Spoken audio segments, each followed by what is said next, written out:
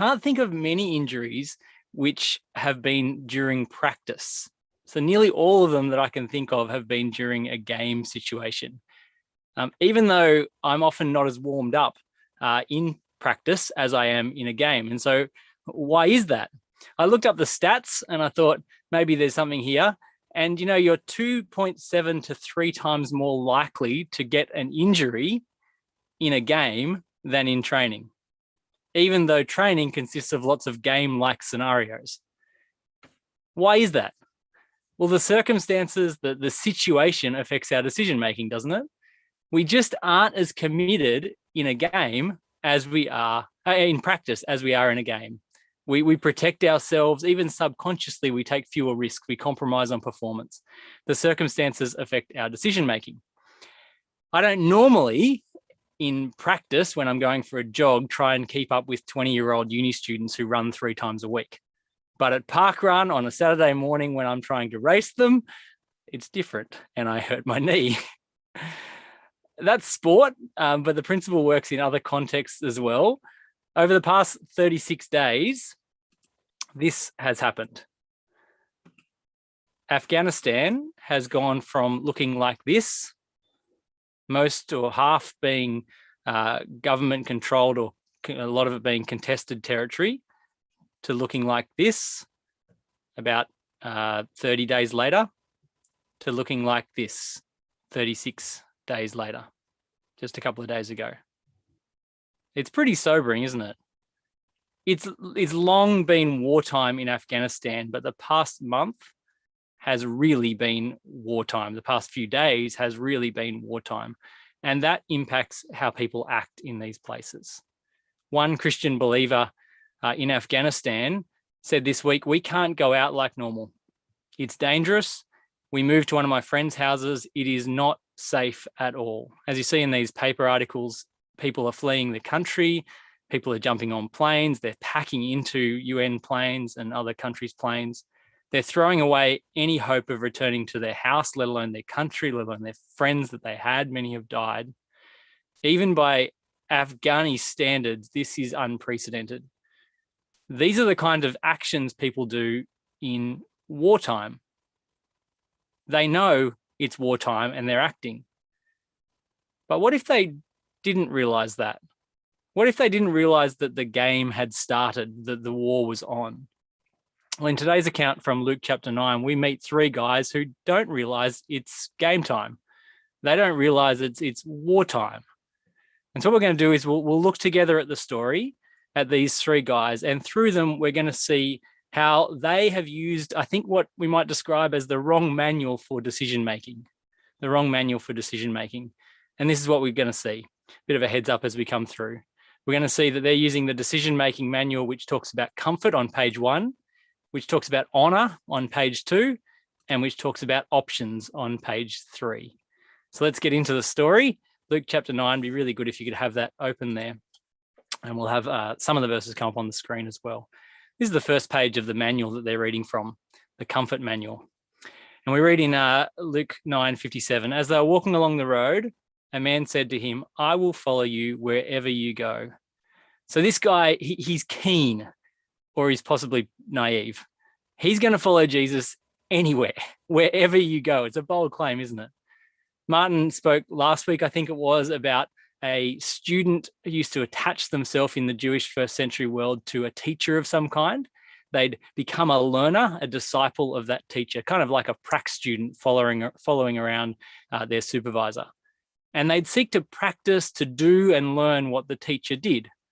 They'd journey with the teacher. They'd learn the oratory skills of the teacher.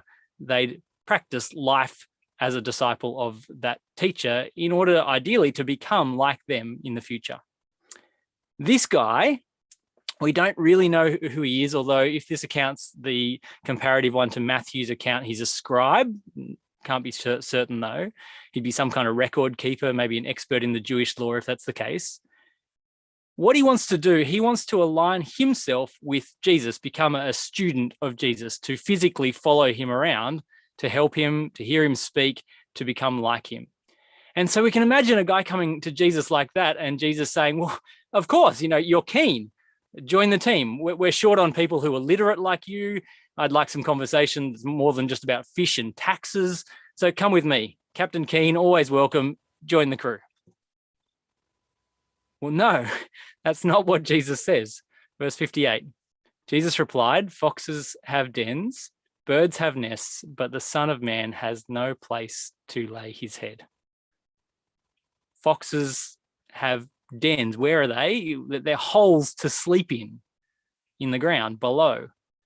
Birds of the air, they have nests above in the trees. What Jesus is doing here is using what's called a merism, a rhetorical device, talking about the two extremes to really talk about the everything. The ground to the sky, the creatures below to the creatures above. They all have a place to lay their head. But there's one creature in this story who doesn't have a place. It's this Son of Man creature. And by implication, it's all who follow him on his journey. This man says to Jesus, I will follow you wherever you go. But Jesus has nowhere to go, at least not any of the places that this man says or thinks he's willing to go to. See, in the first century world of this man and of Jesus, as teachers grew in popularity, they grew in status, they grew in wealth. Lifestyle often accompanied it. They grew together, but not Jesus. Just before this moment, in the bit that we read out earlier, from verse 51 of chapter 9, Jesus sets his face, his gaze, his direction of travel towards Jerusalem. That phrase, that he would turn his face towards Jerusalem, it's the beginning of Jesus' journey, not just physically to Jerusalem, but in terms of what that meant theologically, to the cross. He's going to the religious center, to the place of the temple, the place of cleansing, the place of sacrifice, and he himself will be rejected there. And he knows that. And straight after that commitment of Jesus towards his end goal, he's not welcomed in some Samaritan villages. The disciples go in ahead to prepare the way for him, a place for him, and seek out a welcome, and they are rejected because they're connected with this man, Jesus. Jesus' future is not comfort, it's the cross. It's not comfort, it's the cross. And so if Jesus' followers are looking for comfort on their journey, they're going to need to find themselves another teacher. Now, of course, we know Jesus could have comfort if he wanted to. He could give comfort if he wanted to. He created the foxes. He created the ground for their holes. He created the birds. He created the trees for their nests. He could have comfort. He could give comfort if he wanted to. But Jesus' mission is not to bring worldly comfort. He didn't come to earth to promote some kind of casual, comfortable Christianity. He came not for comfort, not for himself, not for us. He came for a cross, for a grave. That's ultimately the place he lays his head, to use the language of this text. So we ask the question then, well, what happens to this guy who comes to Jesus? And Jesus says this to him. Does he choose to forgo comfort and follow Jesus? We look at the text and we don't know. We don't find out. Instead, Jesus turns to another man. But before we get to this second man of the three, I want you to do something, and that's that question in Menti, that will help build your picture of who Jesus is. He uses that phrase, the Son of Man has no place to lay his head. So who is this Son of Man figure? Have a go at that first question in Menti there, and we'll just get a brainstorm, a mind map, hopefully, if this works as I hope, on the screen of what we think this Son of Man figure is. I'll give you just a minute to do that. Bowie's just throwing the Menti back in the chat as well, so feel free to click through there.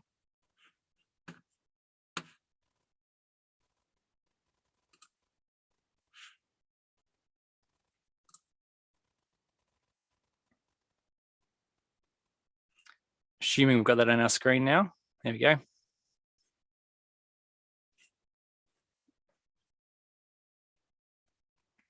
Feel free to throw in multiple ideas there.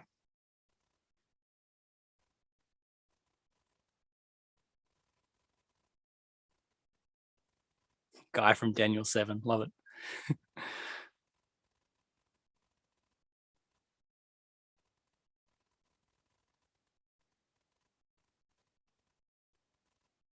some kind of son of Adam.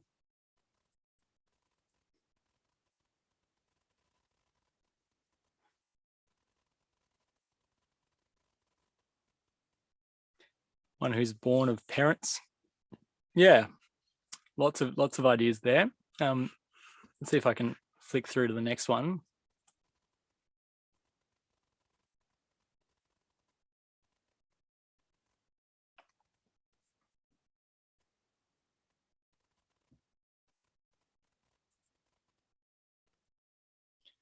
This one's a bit of a competition, I think. Haven't tried this before. You got 3 options, I think, here, and a combination of the others. So what does it mean in this passage particularly? The Son of Man has no place to lay his head.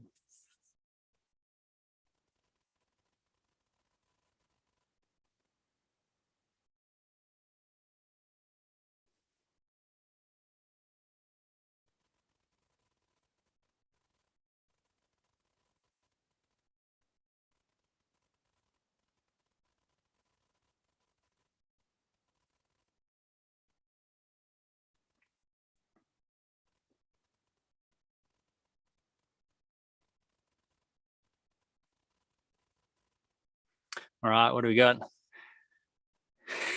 No right answers. I mustn't have put in the the one there to give it away. What does it mean in this passage? We're going to come back to that as we work through it and think about that question. It's a little complex, I think, in this passage, what Jesus is doing with this phrase. So keep it in mind. But there's a few options there that maybe summarize your options. So I, me, just a name for self. A particular type of I, me, a human that's frail or suffering. Or maybe a human that's given rule, and that's the Daniel 7 figure. And you might like to flick there at some point as well. Or a combination of various of those. What's Jesus, how's he using it in this place particularly? Let me just flick back to those other slides.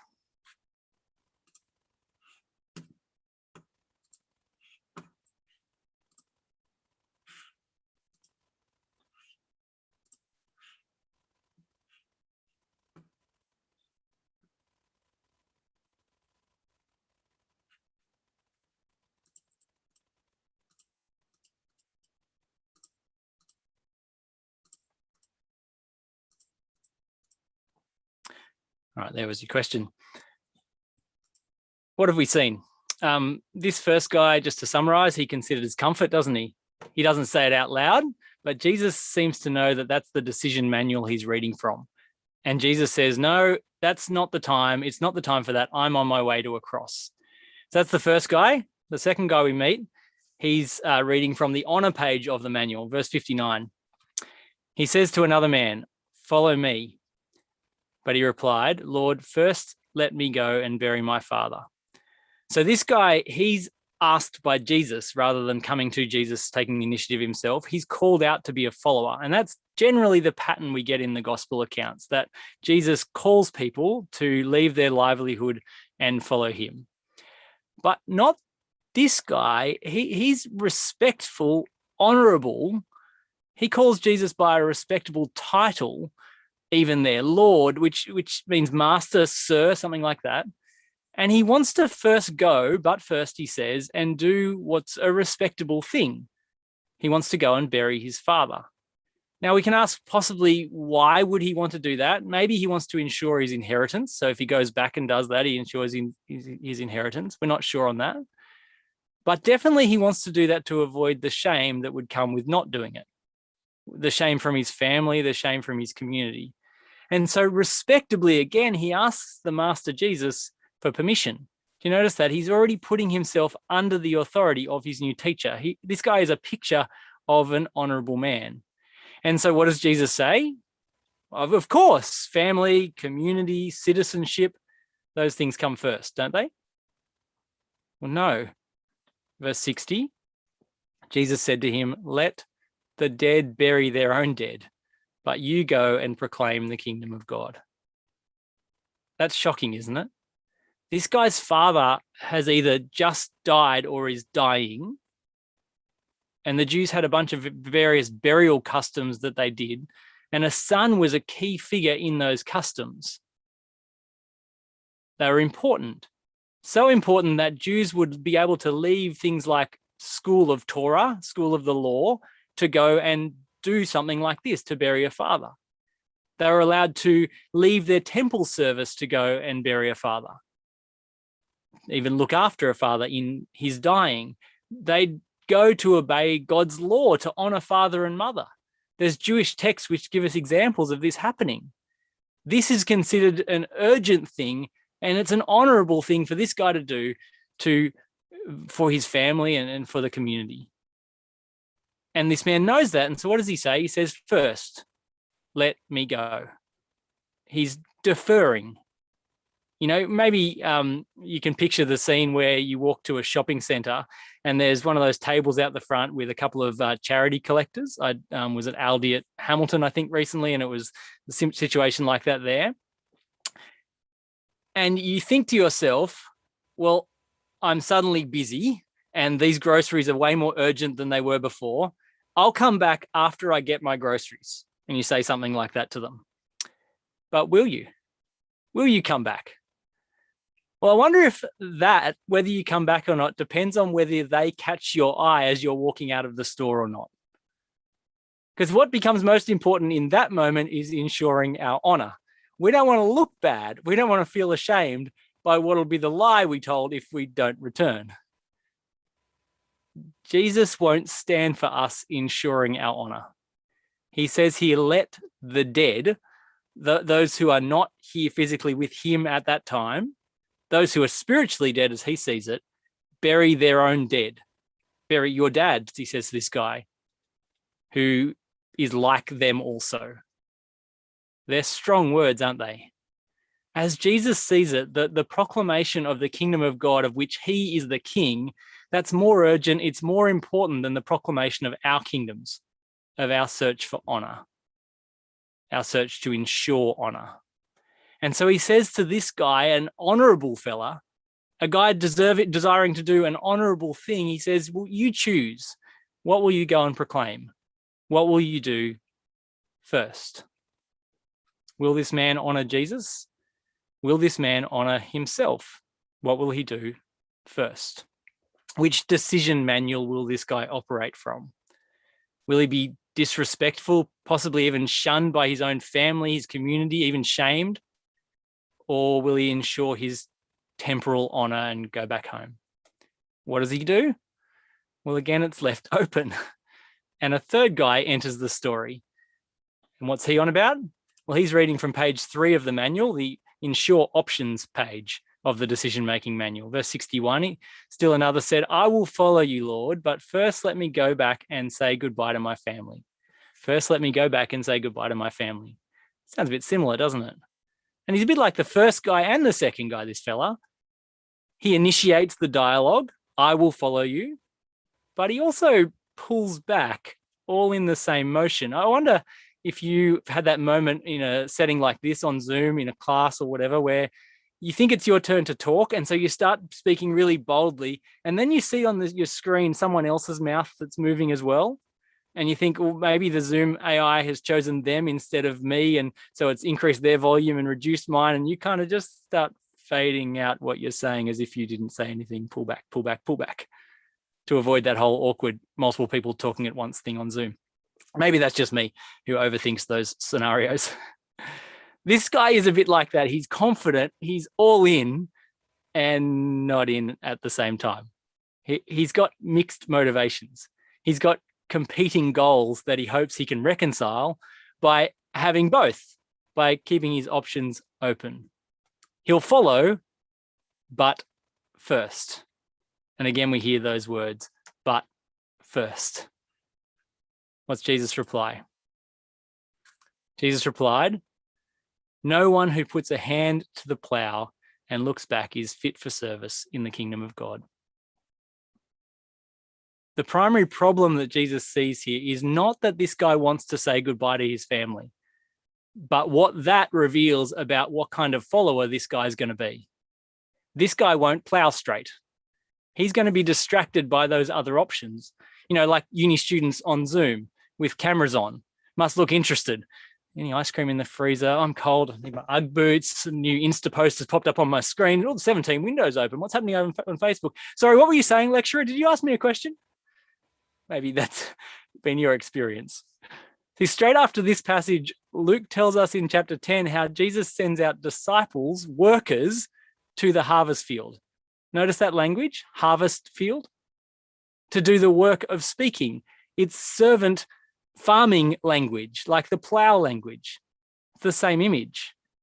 And there, Jesus tells those followers to take nothing with them for the journey, nothing that will distract them, nothing that will get in the way. But if this man joins Jesus, what will he do? Put his hand to the plow and then look away, leave. He'll plow crooked, he'll leave the plow midfield. He'll be thinking about his family, his friends, the trip there and back, the farewell feast that the family might have for him. And as he dreams about all those things, he'll forget what he's doing. Those tractors in those days, the harvesters and headers didn't have GPS, set and forget.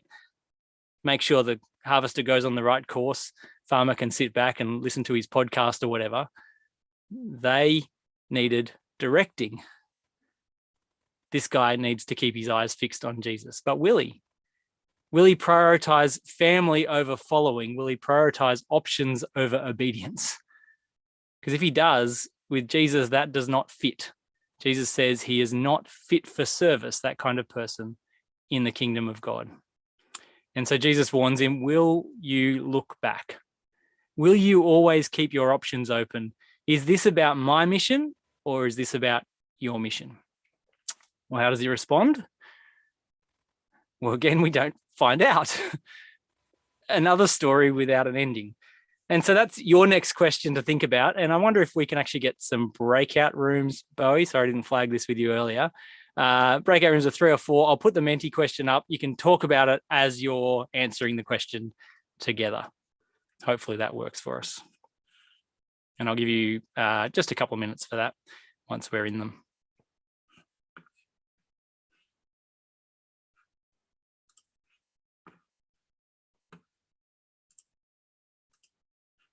There's the question, but I'll throw the Menti up in a sec.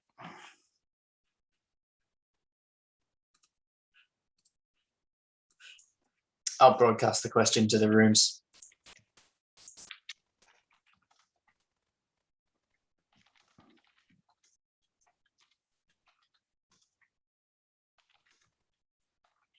I didn't set a timer on them, so just tell me when you want me to close them and they'll have to.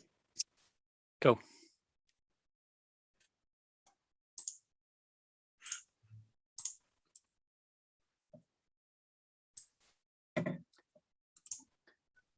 It's a pain having to go through all my slides again to get back to the spot where I was. It's the one thing this fails at on PowerPoint. Yeah, okay.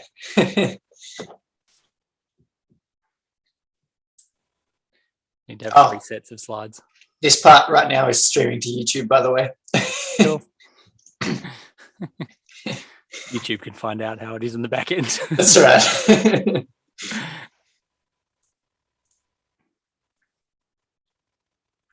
I figured out the permissions thing, so cool. We're all good.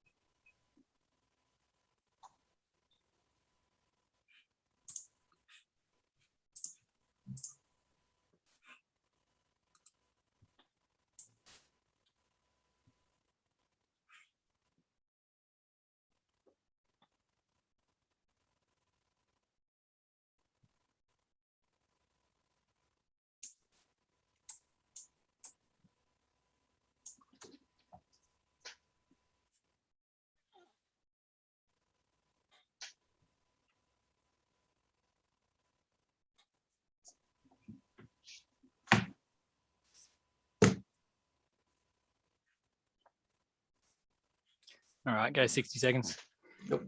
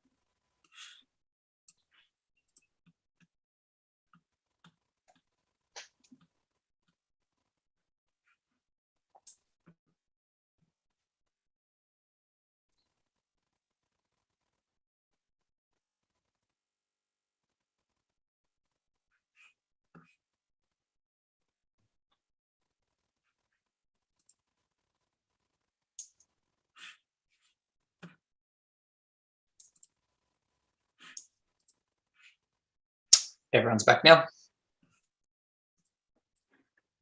Alrighty, welcome back, everyone. Some really good answers I saw there.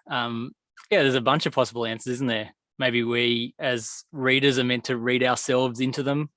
Maybe it makes us all see that we've got mixed motives like these guys. Maybe, as some of you said, it warns or prepares those who are about to go out for Jesus, who are listening in maybe even to this. Certainly it teaches of Jesus' importance, doesn't it? The urgency of his mission, without us getting lost in all the details of what happens to this particular story of this follower and this follower. It's much more punchy this way. And I wonder if it also makes us wonder if we can commit, if we're maybe a bit more like these guys than we might first realize. Well, that's kind of where I want to head for this next part as we think through this passage. What does this tell us about Jesus, and what does it tell us about his mission? And firstly, what does it tell us about Jesus? And I think here, Jesus' mission is presented in this passage as prophetic. Jesus' mission is presented as prophetic. So throughout the Old Testament, we get pictures of God's prophets, his representatives to rebellious Israel generally. And what do? Often they take extreme risks and they live in extreme and unusual ways to get a hearing with the people. We've already spoken a little bit about that Son of Man figure. Well, Ezekiel in the Old Testament is called Son of Man something like 90 times. Ezekiel is a suffering prophet. He even went as far as acting out the judgments of God that were going to come upon the people. And so one time he gets to eat the scroll that has got judgment written on it, all the oracles of judgment. Another time he lies on his side for 390 days and then for 40 days to bear the iniquity symbolically of Israel and then Judah. Imagine doing that. Imagine the sores from that and the effect on your body. At one time most of his time, he prophesies from outside the promised land in Babylonian territory. And so in that sense, Ezekiel has no place to lay his head.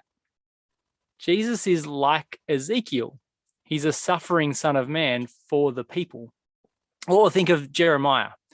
Jeremiah is mocked, persecuted by villagers, his fellow villagers. He's forbidden to marry and have children. He gets beaten and gets put in chains by the priest. He nearly gets the death sentence after a mob riot. He goes into hiding for prophecy against the ways of the leaders of his people. And he eventually ends up being thrown in a dry well to die, but he gets rescued only to be imprisoned and carried off to Egypt. He's got no place to lay his head again. He speaks difficult words, urgent words. Jesus is like Jeremiah, like Ezekiel. He's prophetic in his role, which makes his mission, those who follow him, entering into danger. His mission is dangerous. His mission is urgent. Like the prophets, but even more so. And that's what we see about his mission. It's dangerous and it's urgent. And so we get a picture like this. I won't read it all out to you, but I'll leave it on the screen, try and get myself out of the road of it. This is 1 Kings 19, and it's Elisha being called by the prophet Elijah to take over as the prophet of God for his people. And there, Elisha asks to go back and say goodbye to his mother and father. Kind of sounds familiar, doesn't it? And Elijah sends him to do it. So Elisha is allowed to go and do what Jesus' would-be follower isn't allowed to do. What's the point? Well, I wonder if Jesus, by saying to these people, don't go back, don't bury, don't say goodbye, he's deliberately distinguishing himself from the prophets of old. This mission is different because he is different. He's the ultimate prophet of God, perfectly representing God to the people, a God who demands and is worthy of absolute obedience, a God who won't compromise, won't have compromise from us, won't allow conditional clauses on discipleship. Jesus is Daniel's Son of Man. He's God. He's the one given all authority and power in the presence of the Ancient of Days, as Daniel 7 writes. Glory, yet through suffering. Which raises this difficult question, I think. As we read about these three guys, can anyone follow Jesus? One's confident, the other have conditions. And to the confident, Jesus gives conditions, and to the conditional, Jesus challenges their commitment. So can anyone follow Jesus? Can you? I wonder if one or more of the fellas in this story resonate with you. Now, of course, following Jesus takes a different shape today than it did in the first century. But this is the same Jesus with the same principles, building the same kingdom with equally frail humanity as his would-be followers. And Jesus still commands us to go to all places, to be believers in hard places. Yes, it's a long game in that analogy of the game. The war is long, but it's still game time, wartime, as the Bible presents it. And so let me ask, which of these three guys resonates most with you? Maybe you're a bit more like Captain Keen, the guy who's considering his comforts. You want to follow Jesus, you want to tell of him, but you also really enjoy the perks of life. Most of your parents, their households fit into this category or the next category in this global wealth report. If you were part of their household, by virtue of being part of their household, at least at that time, you're in the top 1% to 2% of the richest people in the world, some in the top 1%. The average Australian household has a net worth of just over $1 million. The average Australian household. That same report that this data comes from notes how hard it is to reduce wealth once you've got it. You'd think it'd be easy to reduce wealth, right? You just blow it all in the share market or gambling or some business venture. But actually those stories are the minority stories. For most people, reducing wealth is really hard because actually it takes a whole lot of individual decisions that have tangible, real felt impacts on our lifestyles. We get used to having what we have. We start calling what is a want a need, and we can't bear the thought of not having any more. And it's even harder if you've grown up with it. If this is what you've known, if you've always had comfort, if that's your assumed life trajectory, maybe that your parents assume of you as well. Jesus calls us to be willing to give up comfort for him. He calls us to hold really loosely to what we have so that we're not stuck when we're presented with opportunities to help a neighbor, to share, to go away from a city like Newcastle, to serve, to give, whatever it may be. It's hard to hold on loosely when you've got a massive bag full of stuff piled on your arms. You kind of have to grab tight. And it's easy to end up with that stuff then on top of us, pinning us down. And yet for most of you as uni students, you actually have a pretty unique opportunity. You have a chance to change the course of your life before the course of your life changes you. And it will. What we have, what we do, the decisions we make, they actually change us. Jesus isn't saying here that we need to sleep rough necessarily, or never own a home, or never eat a nice meal in order to faithfully follow him. But we cannot let ourselves be pinned down by those things. And if we don't do something about it, if we don't actively resist, we will be pinned down by them. It's the lie of marketing, isn't it? The lie of our culture, that we deserve what we have. We deserve that nice coffee. We deserve that nice car. We deserve that comfy couch. And most of the stuff we have, well, we need it. It's the other lie, that we can buy certainty. We can buy security. Now, it's the bit of the triune God of the age, isn't it? Of comfort, of certainty, with convenience thrown in. Is that your God? It's a challenge to not let it be. Well, that's Captain Keen. That's his consideration of comfort. Maybe you resonate a little more with the second guy. We might call him Respectful Ralph. Respectful Ralph. He's concerned for the family. He wants to maintain his honor. Westerners on the whole, we're more individualistic rather than familial or communal in our conception of ourselves compared to those in the East. But Respectful Ralph still lives around us. Some of us, I think, are Respectful Ralphs. We like to appease those who are closest to us. We like to maintain honor. We like to avoid shame.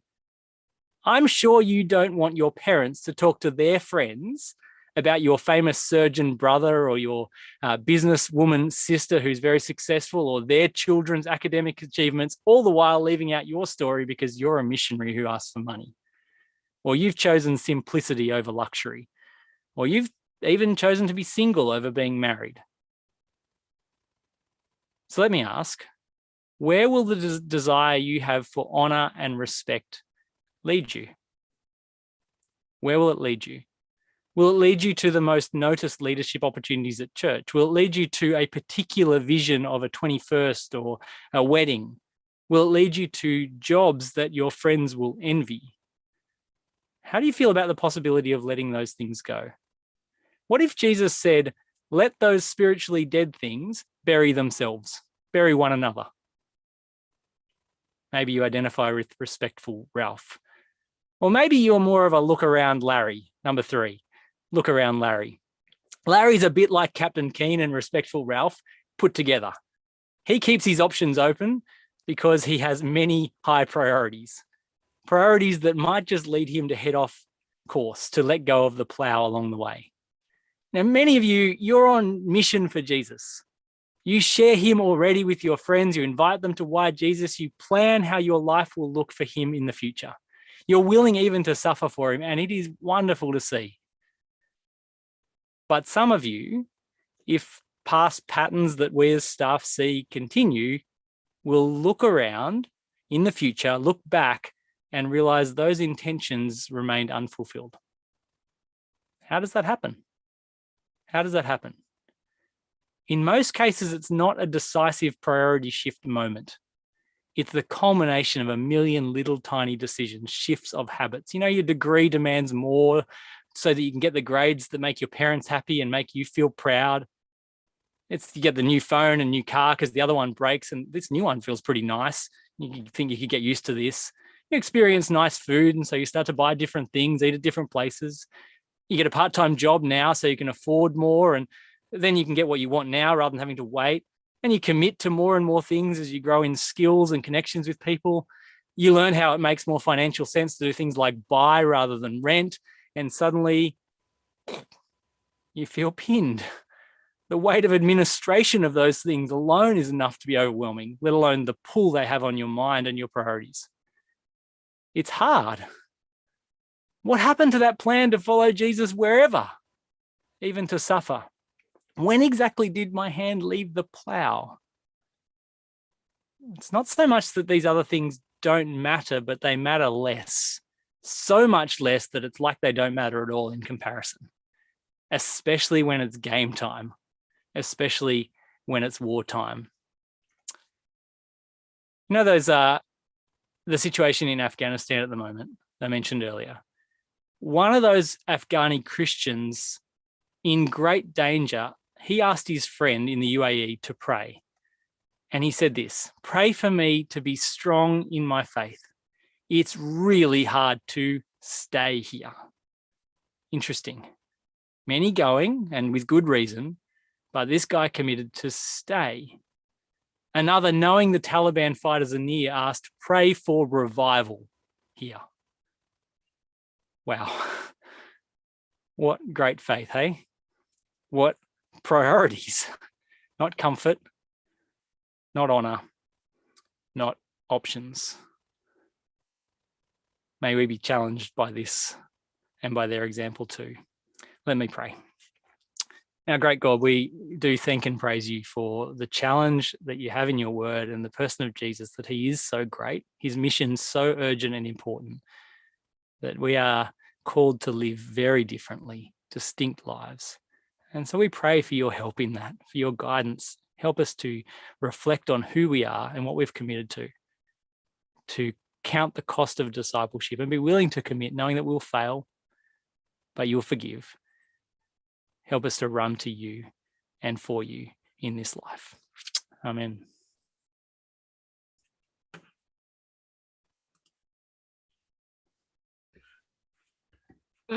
Thank you, Nick, for the talk. That was a lot of things that we need to remember and stick to.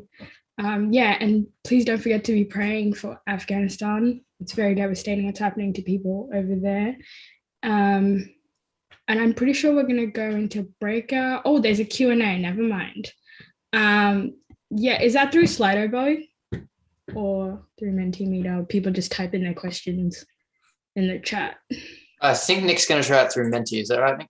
Yes, though I'm not seeing any here. That could be my failure of being able to see them, or it could be that there's not any there. Put them into the Zoom chat as well if you would like. Yeah, Although you won't be so- anonymous. Cool. So either Zoom or or Mentimeter. I'll just give us like 2 minutes to do that.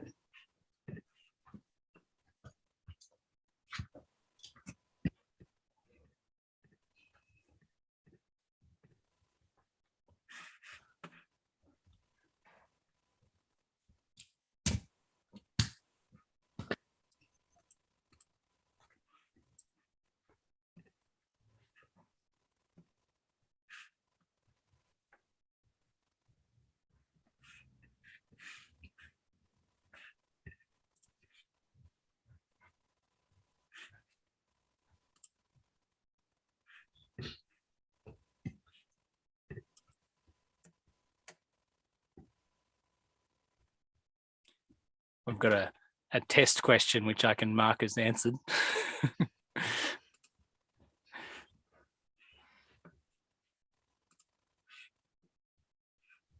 Assuming you can all see that now.